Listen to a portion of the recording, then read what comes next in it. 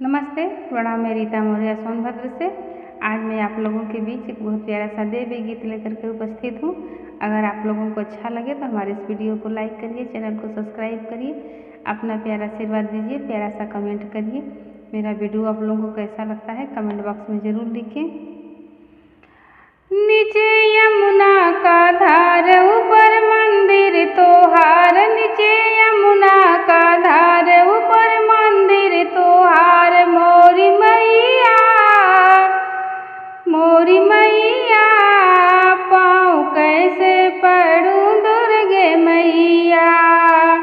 मोरी मैया, पाँव कैसे पड़ूं दुर्गे मैया। नीचे यमुना का धार, ऊपर मंदिर तोहार, नीचे यमुना का धार, ऊपर मंदिर तोहार। मोरी मैया, पाँव कैसे पड़ूं दुर्गे मैया। मोरी मैया, पाँव कैसे पड़ूं मोरी मैया। लाई अड़हुल का हार, दिया भंवरा जूठार, मैं तो हो गई लाचार। मोरी मैया, लाई अड़हुल का हार, भंवरा दिया जूठार, मैं तो हो गई लाचार। मोरी मैया, पाँव कैसे पड़ूं दुर्गे मैया।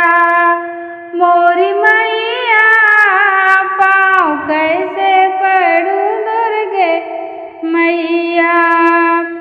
ऊंचे मंदिर तोहार, नीचे गंगा का धार, ऊंचे मंदिर तोहार, नीचे गंगा का धार। मोरी मैया, पाँव कैसे पड़ूं दुर्गे मैया। मोरी मैया, पाँव कैसे पड़ूं मोरी मैया। लाई गंगा का जल, दिया मछली जूठार, मैं तो हो गई लाचार।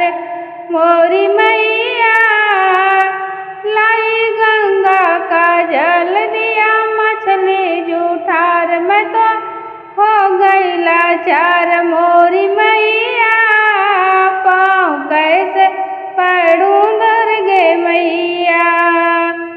पाँव कैसे पड़ूं दुर्गे मैया।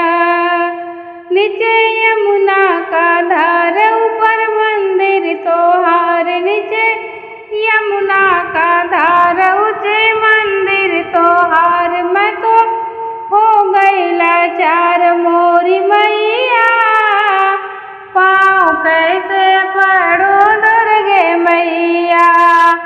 मोरी मैया, पाँव कैसे पड़ूं दुर्गे मैया।